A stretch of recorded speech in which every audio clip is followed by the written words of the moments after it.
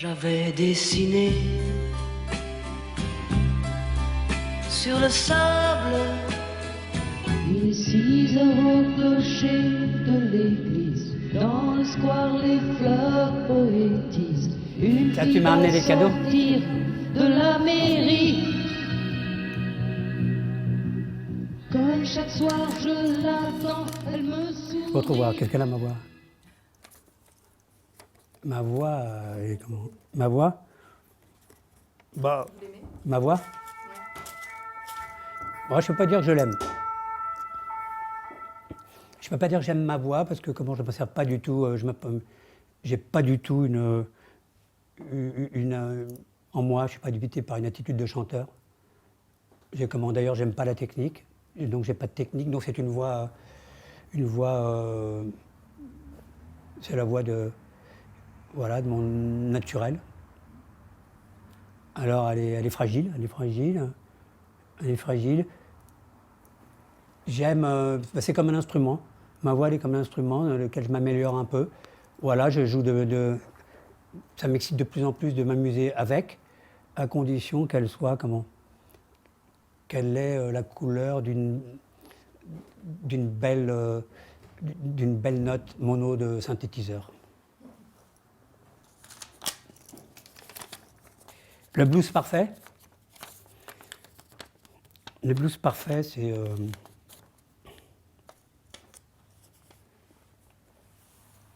le blues parfait, c'est, je dirais le citerai le maître Johnny Hooker. Je dirais Baby Please Don't Go. Parce que bon, c'est vrai qu'il n'a pas été créé par Hooker, qu'il a été chanté par presque tous les chanteurs de blues. Mais Hooker a toujours été un maître pour moi. Lionel Hopkins aussi, qui en fait étaient mes 2 maîtres et qui l'ont chanté tous les 2. Baby, please don't go. Baby, please don't go. Baby, please don't go back to New Orleans before the love. Ah, pour les paroles, je ne peux pas vous dire, je ne suis pas bilingue. Je n'écoute pas les paroles, je me fous complètement des paroles. Je me fie justement à ce que je n'écoute que ce que j'imagine, ce que j'entends, parce que c'est vrai que on entend toujours un peu la même chose. Baby Please Don't Go, Shake It Baby, c'est toujours autour de. Je crois qu'il ne faut pas chercher à comprendre les paroles. Au contraire, il faut il faut s'en éloigner. Ce qui compte, c'est la nuance, le soul, l'émotion de l'autre. Brassens. Brassens, ouais. Brassens, c'est mon premier, sans le savoir, je pense. Sans le savoir, je pense, c'est le premier chanteur de blues que j'ai écouté parce que j'avais, je ne sais pas quel âge, je ne comprenais pas vraiment les paroles. J'écoutais une espèce de son comme ça, de guitare très particulier avec la voix de Brassens que j'adorais, quoi. Et puis j'adorais regarder l'homme. J'aimais son visage, je ressentais peut-être quelque chose, un point de rencontre, oui. Perso, quoi. Un instrument un peu au-dessus des autres, justement celui que j'essaie de driver, qui a donné l'Intime Tour, parce que sans lui, il n'y aurait pas l'Intime Tour. Et sans cet apprentissage que j'ai commencé en septembre 2012, voilà, ce que j'appelle les talons noirs, le piano, sur scène, et pour moi, et l'instrument qui grandit, qui me grandit, que j'apprends, où j'ai toutes mes failles. Et voilà, donc c'est quelque chose d'infini, mais d'une autre manière que les synthétiseurs. Les synthétiseurs, c'est quelque chose que je gère bien. Le piano justement l'opposé. Mais même s'il est encore dans le piano, on peut lui donner sa couleur perso. Donc ça peut être aussi, c'est comme un synthétiseur, à partir du moment où avec des périphériques, on lui donne la couleur on peut le déformer, je ne suis pas du tout un instrumentiste, et je suis autodidacte, et je ne connaissais pas la musique. Je ne la connais toujours pas d'ailleurs, mais maintenant j'ai des repères sur le clavier. Voilà, je peux dire que le piano, voilà. Mais le synthétiseur, depuis 70, restera toujours ma palette sonore. Un âge d'or, 50 ans, voilà. Un âge d'or, 50 ans. Mes 50 ans, je pense que c'est le moment de ma vie où je me suis fait peut-être le plus de cinéma dans mon quotidien. Vous voyez, j'ai certainement pris pour un autre, je pensais que rien ne me résistait, que je me sentais presque beau, voyez-vous. Et voilà, et c'est quelque chose qui est resté gravé dans cette décennie, entre de 50 à 60, a été... mais surtout, ponctuellement, autour des 50 ans, quoi. Autour des 50 ans, c'était l'époque de... Non, mais 50 ans, c'est l'époque... c'est 95, donc c'est effectivement... voilà, d'ailleurs, on le ressent par l'album Bevilacqua, c'est un album que j'écris paroles et musique complètement. Et donc, c'est peut-être... c'est peut-être avec Le Beau Bizarre, même si j'adore les autres, parce que j'aime ce que je fais, mais Bevilacqua, c'est je l'aime. Belle de nuit, sur la triste aux étoiles, je cherche la clé pour un baiser ou deux. Marginal, oui, Marginal. Je sais pas, non.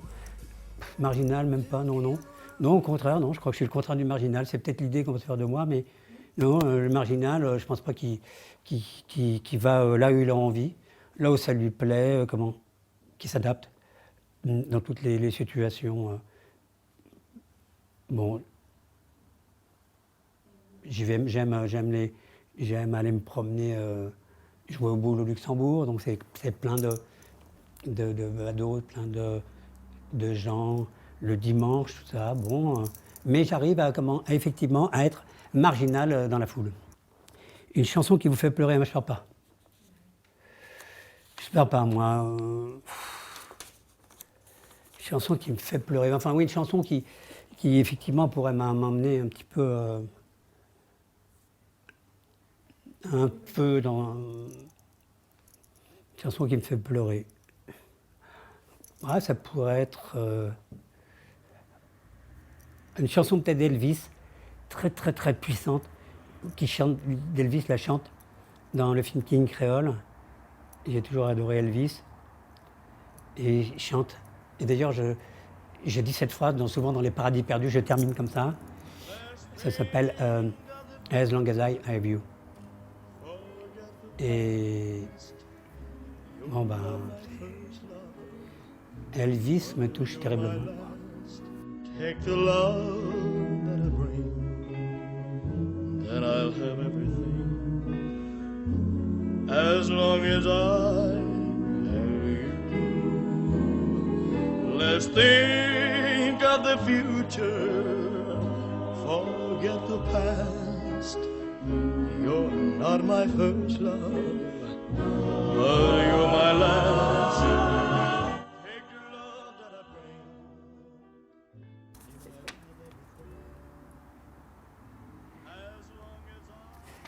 bring. Ouais. Ouais, Grandir à Juvisy. Grandir à Juvisy, c'est c'est naître. Hein.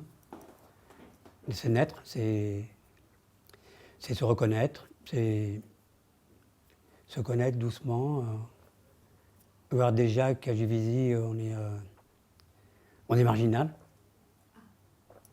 Mais d'une façon qui est toujours la même, qui reste la même, c'est-à-dire qu'on assume sa marginalité, quoi. Et donc, on la vit en plein jour, quoi, voilà. Ah, il y avait un truc que j'adorais aussi.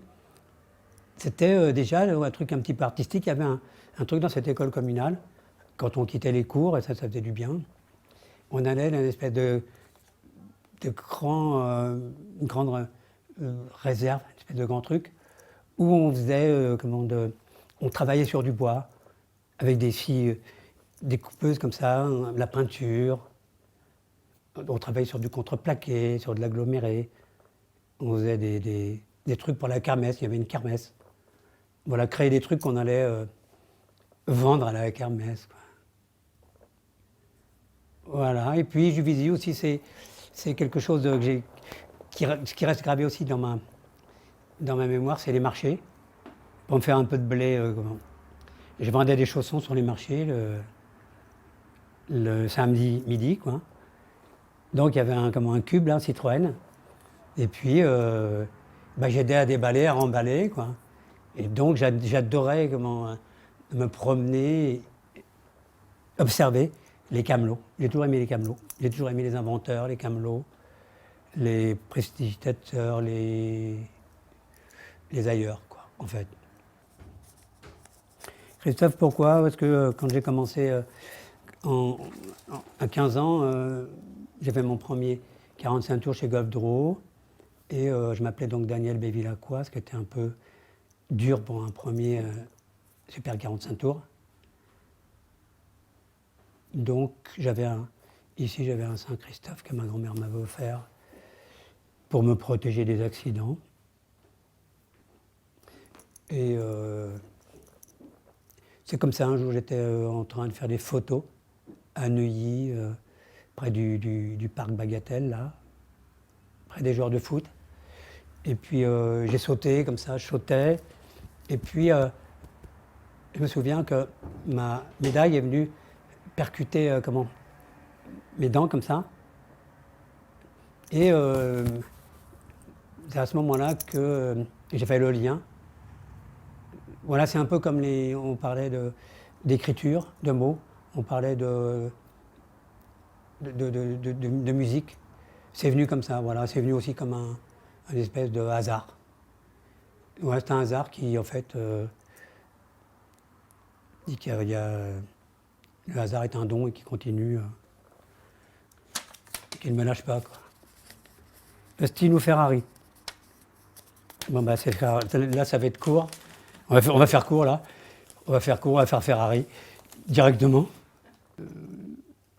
La résonance du mot Ferrari, m'a fait oublier. Et c'est vrai que l'Austin, c'était... Non, la première, c'était une 4L. La première, juste après le permis, j'avais une 4L, quoi. C'est là où j'ai écrasé, dans ma première nuit de permis de conduire, en allant dans la forêt de Sénart, j'ai écrasé mon premier chat noir. Et les choses les plus belles au fond. Bon. Ça a été, oui.